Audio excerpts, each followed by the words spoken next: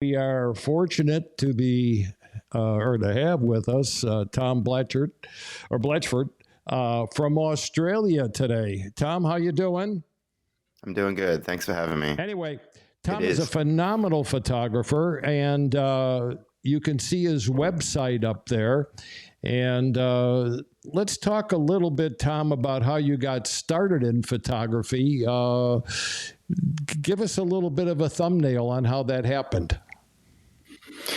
I got a camera for my 20th birthday that it was a crappy little SLR, and it just felt right. It just was the best thing I had ever picked up, and I loved how it opened up the world for me, and I've pretty much dedicated my life to it since. I never went and studied. I assisted for a few years, and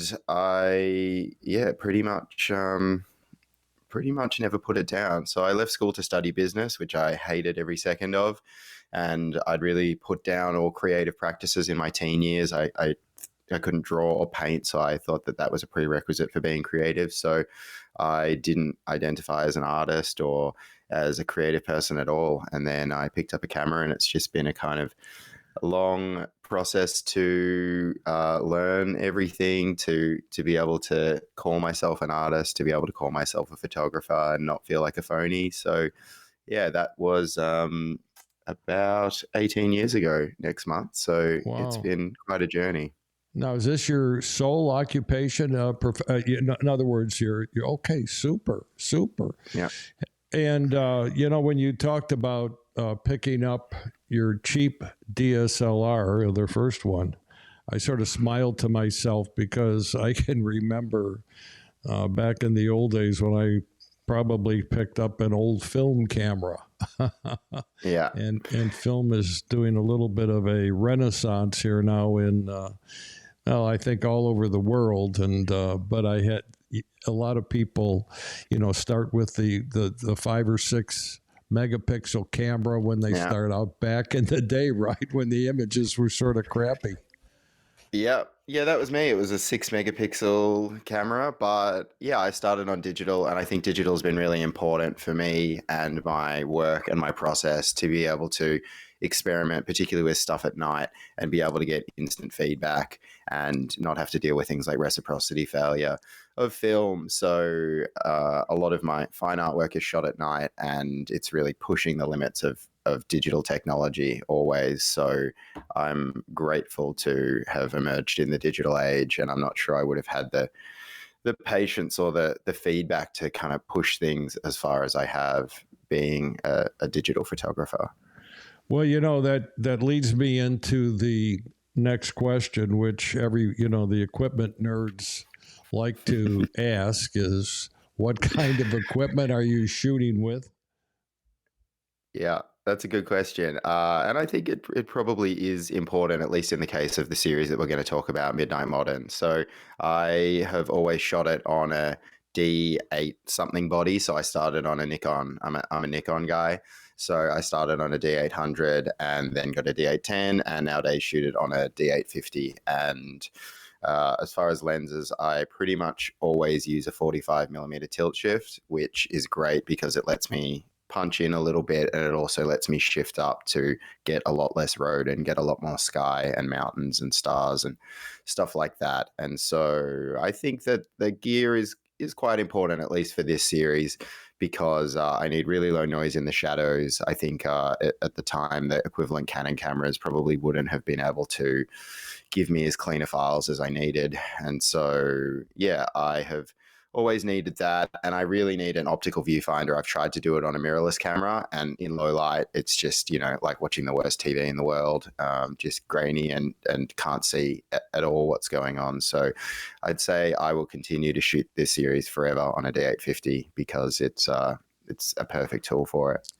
And obviously use a tripod. Oh yeah. Yeah, definitely need a sturdy tripod. At the moment, I use a Benro carbon fiber tripod, which I think is fantastic, and Manfrotto geared head, which is really important for architectural work, at least for me.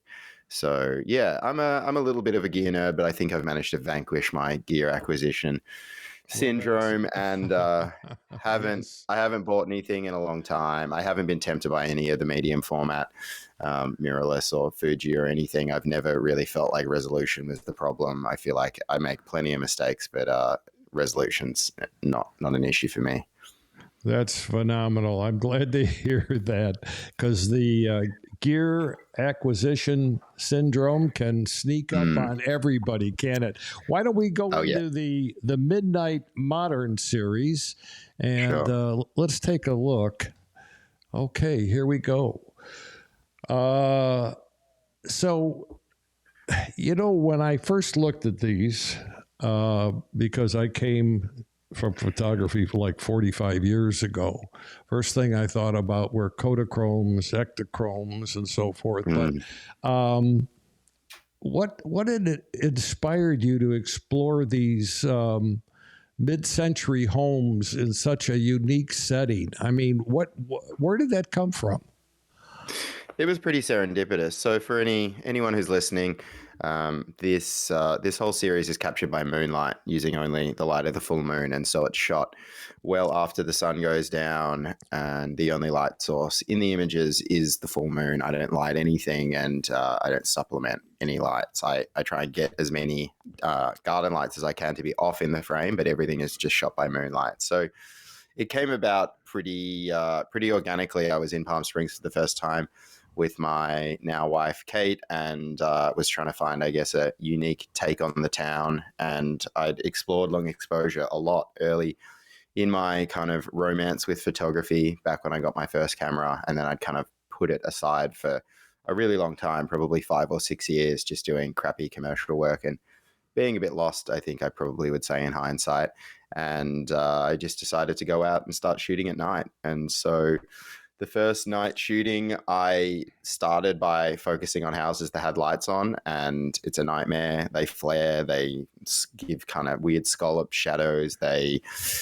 It didn't work. So I probably tried to shoot 5 or 10 houses that had lights on, just, like a moth kind of being attracted to these houses with lights on. And then I think about midnight, as we were both getting pretty exhausted, I think my wife was asleep in the front seat, I tried to shoot a house that didn't have any lights on and just had the mountains behind. And it just, when it came up on the back of the camera, it just kind of blew me away.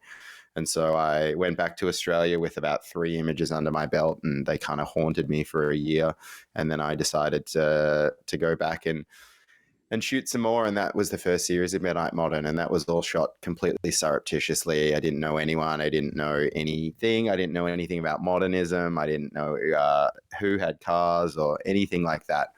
And so I've developed my approach over the years to be more inclusive. But So obviously you really, when you started shooting, you obviously faced a lot of challenges and surprises under these conditions. I mean, if you had to sort of identify, was it the fact that you wound up with very grainy photos at first, or how long did it really take you to get to something you said, God, Tom, this is really good? There was a few from the first trip that I was just shooting on a 24-70 then. I don't think I'd got any of my tilt shifts, but there was a little seed of it in the first trip. And I think that there was actually an image from my first series that I shot that first night. And so I was pretty blown away from the start. I definitely tweak things and refine things, but I think that the thing that made me fall in love with it, and the thing that made me fall in love with photography so much, is the way that the camera is kind of this bridge to this world that's in front of you, and it kind of augments your senses to show you things that are in front of you but you just can't see.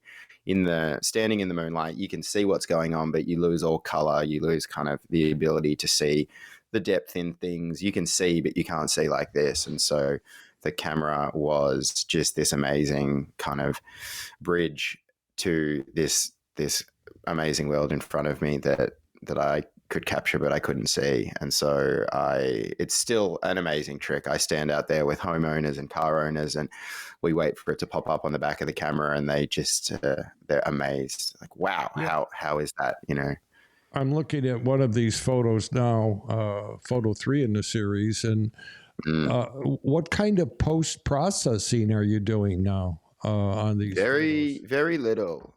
Um, to answer your question about the post processing, very little. I use the clarity slider in Lightroom quite a lot, which is funny because it's something that I always, if I'm ever mentoring someone, I tell them to leave alone, because usually the clarity slider, if you've got, a normally exposed high key shot, then it's going to add halos and kind of grubbiness and weirdness to things. But um, the point, I guess, of the clarity slider is to increase the mid-tone contrast, and in those kind of gray areas to pull apart those grays and give a little bit of contrast to those grays. So in a dark scene where everything's kind of hiding down towards the shadows, I find that clarity slider is actually really useful to just add some punch without making my blacks blacker or blowing out any of my highlights. So that's probably about it. There is very little post-production on that shot. I tweak the blues to make them a little bit more cyan, and I add some clarity and a little bit of sharpening, and that's about it. If I've done everything right and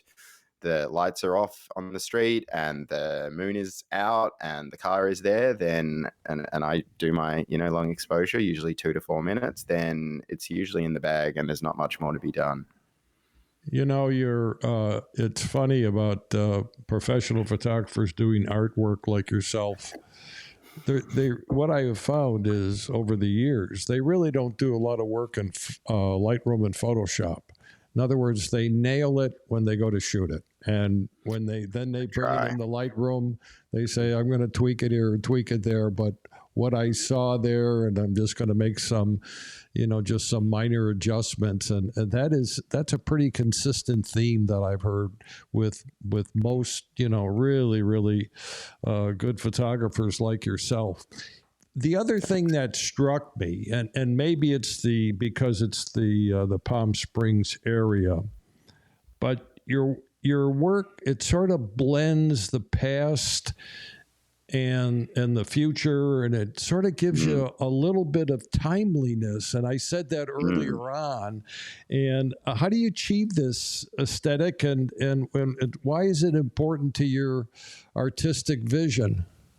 It's a good question. Yeah, I think ambiguity of time is a really important element to my work, especially in this series. That I want it to be really hard to identify whether it's 1957 or whether it's 2023, and even in this series, whether it's day or whether it's night, that they kind of sit in this strange space where they're all of those places at once and all of those times at once. And so I think that's important, at least for this series, for me, in an art series, that if people are going to buy prints, and I sell big prints of these, that if people are going to put it on their wall, that it's got to have questions in it. It's got to have something that they want to keep coming back to if they're going to stare at it every day for a long time. So it was important for me to try and find a way to capture Palm Springs that wasn't just a factual facsimile of what was there, that I was trying to inject a little bit of mystery into it. And these are kind of, for me, like still frames from a movie, but the movie is inside each person's head, that they can script however they want depending on what their experience is with this kind of era and Palm Springs and wherever they've been in their life. Everybody has a different story that they would imagine, but this one actually has a great story. Yeah, why don't you tell? This is a photograph, folks, of swimming a swimming pool with I can't tell the kind of car there. It looks like a sports car.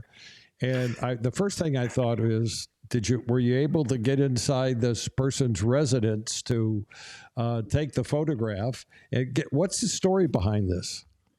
So this isn't just any house and any any car. It's actually a dune buggy, and this is Steve McQueen's house, and this is the dune buggy that Steve McQueen had commissioned for the Thomas Crown Affair that he drove through the sand dunes with Faye Dunaway next to him, and he was a big car lover, as I'm sure everybody knows, and he commissioned this and then ended up keeping it and actually kept it in Palm Springs and used it to explore the mountains and all the places around Palm Springs. So this is the first time that we believe that this dune buggy that belonged to Steve McQueen and his house have been back together for about 50 years. So this was quite special to bring back together.